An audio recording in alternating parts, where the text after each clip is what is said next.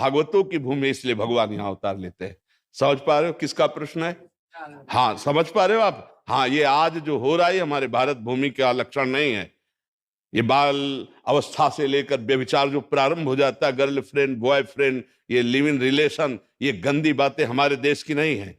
ये हम दूसरे देशों का अनुकरण कर रहे हैं, दूसरे देश वाले हमारे देश का अनुकरण करना चाहते हैं। आप समझिए, दूसरे आते हैं ना तो चोटी रखाते हैं, धोती पहनते हैं, कंठी बांधते हैं, माला हाथ में लेते हैं, और हम, भारत भूमि है ये धर्म का देश है। ऐसा नहीं है कि यहाँ क्यों भगवान अवतार लेते हैं, वो तो उनकी नास्तिकता देख रही। तुम्हें खुला नहीं दिखाई दे रही? यहाँ की भूमि का प्रताप नहीं दिखाई दे रहा है? जहाँ की रज, जहाँ का जल, जहाँ की वायु महान पावन है। हमारे देश का जैसा कहाँ देश, अपने पातिव्रत धर्म से यमराज की भी बुद्धि को चकरा दिया ऐसी सतिया, अपने पातिव्रत धर्म से ब्रह्मा विष्णु महेश को 6-6 महीने का बालक बना दिया ऐसी सतिया, अपने यति धर्म से ब्रह्माकार वृत्ति, भगवदाकार वृत्ति, ये कहां मिलेगी आपको? स्वर्ग और नरक से ज्यादा कहीं वर्णन नहीं है बाहर, तो स्वर्ग और नरक से ज्यादा नहीं है। जीवन मुक्त अवस्था, भगवान को अधीन करने वाला प्रेम, ये भारत भूमि में विराजमान, इसीलिए भगवान यहाँ अवतार लेते हैं। है सर्वत्र समोहम सर्वभूतेषु, उस कोई ऐसा कण नहीं जिसमें हमारे भगवान न विराजमान हो। चाहे कोई भी देश हो, कोई भी देश हो, कोई जड़ चैतन्य हो, भगवान स्वयं बने हैं। वासुदेवा स्वरमिति, सब कुछ वासुदेव ही है। वासना वासुदेवस्य वासितम भुवनत्रयम् सर्वभूत निवासोऽस्मि वासुदेव नमोस्तुते, पर साधना और आराधना के द्वारा उनको प्रकट किया जाता है। ये साधना और आराधना से परम पावन भूमि भारत है। ये कोई साधारण नहीं है, ये कर्म क्षेत्र है, ये महान धर्म क्षेत्र है, ये प्रेम क्षेत्र है, ये ज्ञान क्षेत्र है। ऐसा कहीं आपको त्रिभुवन में नहीं मिलेगा, ब्रह्मलोक में भी ऐसा नहीं मिलेगा। जो महाभागवत जन ब्रह्म प्राप्त महापुरुष है, उनको ब्रह्मा भी नमस्कार करते हैं। ये वो देश है। आप समझ पा रहे हो?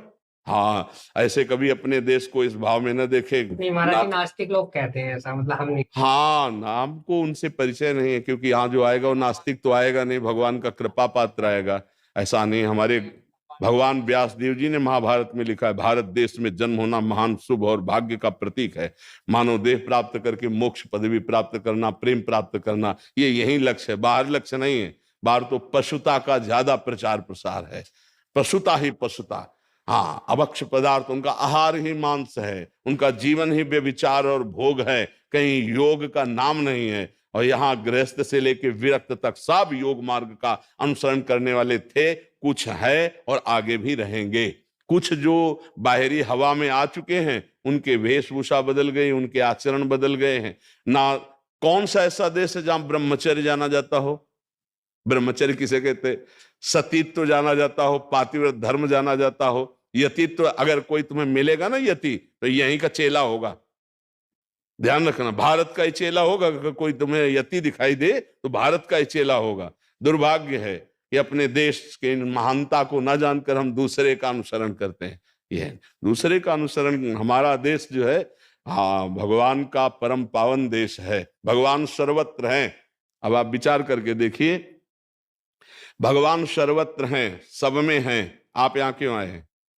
जो हम में भगवान है वो आप में है, सब में। आप यहाँ क्यों आए हैं? जैसे हम आपसे प्रश्न करें तो आप इसका उत्तर दे पाओगे? है? हाँ, तो इसीलिए समझ नहीं तो आप सीधे उत्तर दे सकते हो कि जो हम नहीं कर पाए वो आप कर लिए हो, इसलिए मैं आया हूं आपसे मिलने। जहां मैं फिसल गया हूं आप खड़े हो, इसलिए मिलने आया हूं। जो करना चाहिए वो आपने कर लिया, इसलिए आपके दर्शन करने आया हूं। जो करना चाहिए वो मैंने नहीं किया, इसलिए मुझे पश्चाताप हो, वही पुनः करना चाहता हूं। साफ बात है। पांचभूत जो यहाँ है वो वहां है, अविनाशी जो यहाँ है वो वहां है। कोई इतना अंतर नहीं है, बस अंतर इतना है, आपने अंतर में फंस लिए, हम निरंतर में आ गए। अंतर रहित होकर उसका निरंतर चिंतन, उसी बात को समझने आए हो, देखने आए हो। समझ रहे हो ना? तो ऐसे ये भारत देश निरंतर भगवत स्पर्श से संपन्न है। कोई ऐसा कोना नहीं जहां भगवत प्रेमी महात्मा न रहता हो, भगवत बोध।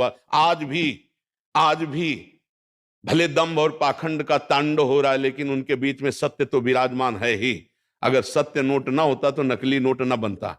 अगर नकली बना है तो उसका असली कहीं है, खोजो, असली प्राप्त हो जाएगा। तो बस बात ये समझनी, एक महात्मा जहां विराजमान होता है, योजनों की भूमि परम पावन हो जाती है, बंदनी हो जाती है। यहाँ तो गली गली महात्मा है। दृष्टि हो तो हमारी दृष्टि में यदि दंभ और पाखंड का चश्मा है तो हमें सब जगह दंभ पाखंड दिखाई देगा। अगर सत्य का चश्मा है तो सब जगह सत्य विराजमान, ये अनुभव में आएगा। आभा सिंह जी। राधे राधे गुरुदेव। गुरुदेव भगवान आपके चरणों में अनंत कोटि प्रणाम। राधे राधे गुरुदेव। गुरुदेव, आपके श्रीमुख से हमेशा सुनती हूँ कि बहुत सारे जन्मों के गोदाम से शुभ और अशुभ कर्म निकालकर प्रारब्ध का निर्माण होता है, जिसको हमें भोगना पड़ता है। गुरुदेव, हमें ये समझ नहीं आया कि जब शरीर छोड़ने के बाद हमारी जीवात्मा को नरकादि यातनाएं सहनी पड़ती हैं अपने कर्मों के अनुसार, तो इसका अर्थ है कि हर बार मृत्यु के बाद उस जन्म के कर्मों का निपटारा हो जाता है, तो कर्मों नहीं का गोदाम कैसे नहीं, बनता है? पूरा निपटारा क्या होता है? एक कत्ल किए ना तो पूरे आजीवन कारावास आपको मिला, एक कत्ल करने के बाद। तो यहाँ तो एक ही खुला ना, लेकिन वहां तो एक एक चेष्टाएं आपकी पता है ना। आपने जो स्वप्न में, जागृत में, सुषुप्ति में, तो वो एक एक चेष्टा पता है। अब उसमें मानसिक, शारीरिक, वाणी के द्वारा एक एक अपराध है। तो अब जैसे एक कत्ल किया तो आपको आजीवन कारावास मिला, यहां मिला। अब ऐसे सैकड़ों अपराध हमारे गुप्त हैं जिनको कोई नहीं जानता है, लेकिन वो भगवान के दरबार में तो उनका है ना। तो एक एक अपराध का अलग अलग दंड भुगवाया जाता है। कुछ ऐसे अपराध होते हैं कि जो ऐसे छोटे मोटे अपराध, तो उनमें जैसे है हमारा एक्सीडेंट हो गया, हाथ टूट गया, पैर टूट गया, ये साधारण पापों को, वहां असाधारण पापों का होता है। भारी नरक में भारी पापों का भोग भुगवाया जाता है। जो थोड़े मोटे पाप होते हैं उनसे मिलाकर के फिर मानो दे दिया जाता है। तो थोड़े थोड़े, अच्छा किसी किसी को देखो कि भयानक पीड़ा युक्त शरीर की पूरे जीवन निकल जाता है भयानक पीड़ा होते हुए, वो महत पाप भोगने के बाद जो बचा हुआ है वो जैसे आप देखो सजा मिलती है तो बोले इसको 20 साल की सजा और 1 लाख का जुर्माना। जब सजा दे दी तो जुर्माना काहे को दिया? विधान है। तो सजा हुई नरक में और जुर्माने में ये पॉइंट जब मनुष्य शरीर दिया गया तो रख दिया गया 20 साल में एक्सीडेंट होगा, पैर टूट जाएगा, ये उसका हिसाब हो। हमारे भगवान के न्याय में इतनी भी चूक नहीं है। आप ये पक्का समझ, किसका प्रश्न है? हाँ, इतनी भी चूक नहीं है। और पूरे जीवन में आपने एक पाप नहीं, लाखों पाप किए हैं जिनका आपको ज्ञान है और ज्ञान भी नहीं है। कुछ अज्ञान में हुए और कुछ ज्ञान में हुए, और जिनका कोई दंड आपको नहीं मिला है उनका दंड आपको भोगना पड़ेगा। वो सब स्टॉक में जमा हो रहा है। वहां ऐसा थोड़ी कि भूल भुलैया हो गई। कोई ऐसा शरीरधारी नहीं है जो भगवान का प्रेमी और भगवान का अवतारी पुरुष है, उसकी बात नहीं करता। नहीं, सबसे कुछ पुण्य और कुछ पाप बनते हैं। कुछ पाप होते, जैसे हमने किसी को अभी छेड़ा और खुल गया तो उसकी सजा होगी। किसी माई बहन को छेड़ा, ऐसा लाखों बार हो चुका है लेकिन खुला नहीं है, तो वो एक बार हमारा केस कोई खुल गया तो उसकी सजा क्या होगी? बोले नाबालिग के साथ ऐसा किया, बोले फांसी की सजा। लेकिन ऐसा 50 बार अपराध किया जो नहीं खुला है, अब वो दंड, वो तो मिलेगा ना दंड। बोले भगवान के दरबार में न्याय, ये क्या न्याय? हमने तो कोई गलती नहीं की। जैसे बिना किसी गलती के दंड मिल रहा है, तो तुमने वो गलती की है जो कोई नहीं जानता है, वो दंड कर्म आकर के अब इस रूप में दंड देगा जहां तुम्हारी कोई गलती नहीं, वहां फंस जाओगे और वहां तुम्हें पीड़ा सहनी पड़ेगी। अवश्य में भोक्तव्यम कृतम कर्म शुभाशुभम। तो अगर इसी जन्म का देखो, बचपन से अभी तक, और ईमानदारी से जितना ध्यान है उतने को देखो, क्या उन चेष्टाओं का दंड नहीं है क्या? तो क्या वो फिर चली गई क्या? खुली नहीं है। हम हो, आप हो, ईमानदारी से सच्चाई से देखो। सीधाम वृंदावन में बैठे हो, इतनी गलतियां हुई हैं,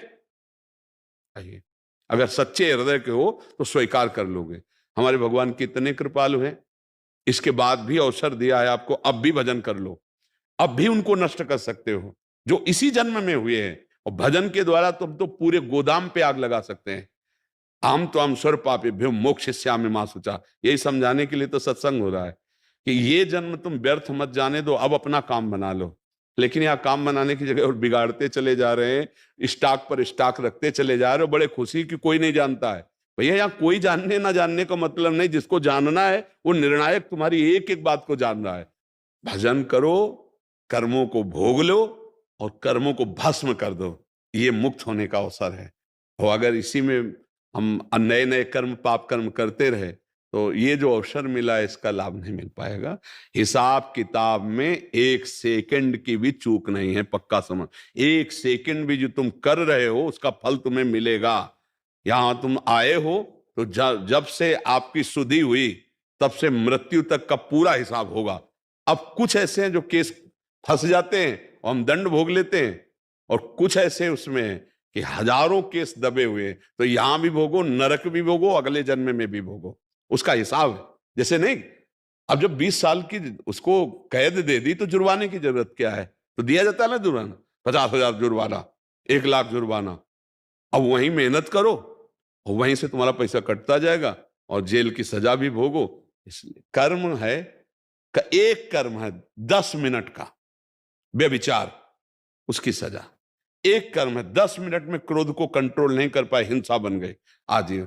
ऐसे कितने गुप्त पाप हैं जिनको कोई नहीं जानता, तो उनका दंड हमें भोगना पड़ता है। और ऐसे बहुत जन्मों में अपराध हो चुके हैं, बहुत से पाप हो जाते हैं जो जान करके होते हैं। किसी भी जीव की हत्या करना पाप है ना? ये जो मुर्गा मुर्गी बकरी बकरा ये खा रहे हैं, पाप नहीं हो रहा है? शराब पी रहे हो, मांस खा रहे हो, पाप नहीं हो रहा है? आप विचार करके देखिए, आपके लिए क्या शास्त्र आज्ञा करता है कि आप ये पाइए? आपके लिए 56 प्रकार के भोग हैं, सुंदर सुंदर भोग हैं। तो हम लोग मनमानी कर रहे हैं ना आप, लेकिन आप गौर से देखिए, अगर तुम्हें शास्त्र का ज्ञान हो जाए तो अभी थर्रा जाओगे कि इस पाप का इतना बड़ा दंड, इस पाप का इतना बड़ा दंड। देखो ना, 10 मिनट उसने गलत किया और आजीवन बर्बादी जेल में। आप विचार करके देखो, आपने ऐसे हजारों कर्म किए हैं, अभी कोई दंड नहीं मिला, तो क्या दंड नहीं मिलेगा? एक सरकारी न्याय है भारतीय, तो यहां ये दंड, और एक होता भागवतिक, वहां तो कोई न वकील की जरूरत है और न वहां किसी साक्षी की जरूरत है, आप ही उसके साक्षी हैं, वो 1 सेकंड में न्याय हो गया, इतना इतना इतना हिसाब। इसीलिए डरो, यही डर ही डर पे हरिवंश हित, डरो इस बात से कि अब दोबारा हमको नरक न जाना पड़े, हमारा काम बन जाए। तो राधा राधा राधा राधा, भगवान कह रहे मैं तुम्हें समस्त पापों से मुक्त कर दूंगा। वही बताने के लिए बेटे कि नाम जप लो, अपने कर्तव्य का पालन करो, भूलकर पाप मत करो, वो भोगना पड़ेगा, वो किसी न किसी रूप में आएगा और आपको दंड देगा। लेकिन हम उससे लड़ जाएंगे अगर हमारे पास नाम जप है, भगवान का आश्रय, तो उसे हम सह जाएंगे और आगे चलकर हम मुक्त हो जाएंगे। इसको भोग लिया, पुराने को भगवान भस्म कर दिए और नए सावधानी से चल रहे हैं कि पाप बनने ना पावे, मुक्त हो गए। समझ में आ रहा है आपको? विश्राम सिंह जी। राधे राधे महाराज। राधे राधे महाराज जी। महाराज जी, मन को सदा प्रसन्न रखने के लिए क्या उपाय करना चाहिए? तब लगी कुशल न जीव कहूं, सपने हूं मन विश्राम, जब लगी भजत न राम को, शोक धाम तजी काम। जब तक हमारा मन कामनाओं का त्याग करके निरंतर भगवदाकार नहीं होगा, तब तक प्रसन्न नहीं रह सकता। ब्रह्म भूता प्रसन्नात्मा न शोचते न कांक्षते, वही प्रसन्न आत्मा होता है जो हर समय भगवान में अपने मन को जोड़ता रहता। सा वै मनः कृष्ण पदारविंदयो। देख लो, इतनी अवस्था हो गई आप, कौन सा भोग नहीं जो आप ना भोगे हो, लेकिन क्या मन राजी हो गया? मन प्रसन्न हो गया? नहीं। ईमानदारी से देखो, वो आज भी वैसे ही है, वो कभी तृप्ति का अनुभव नहीं कर सकता। अनेक जन्म व्यतीत हो गए और भी सब भोग विलासिता भोग लो, कभी तृप्त नहीं होगा। वो विश्राम पाएगा तो भगवान, क्योंकि भगवान का अंश जीव कभी प्रकृति से विश्राम प्राप्त कर ही नहीं सकता, चाहे जितना भोग ले, चाहे जितना एकत्रित कर ले, चाहे जितना बैंक बैलेंस कर ले, ये प्रसन्न नहीं हो सकता। आप हमें बताना कि संपत्ति को प्राप्त करने के बाद किसका मन प्रसन्न हुआ? हर्षित होना और प्रसन्न होना में अंतर है। हर्षित होगे तो शोकित होना पड़ेगा, लेकिन प्रसन्नता ये द्वंद्वातीत है, भगवदाकार है। आपने प्रसन्नता शब्द का, ये केवल भगवान के चिंतन से ही होगा, ना बैंक बैलेंस से होगा, ना नाना प्रकार की भोग विलासिता से होगा।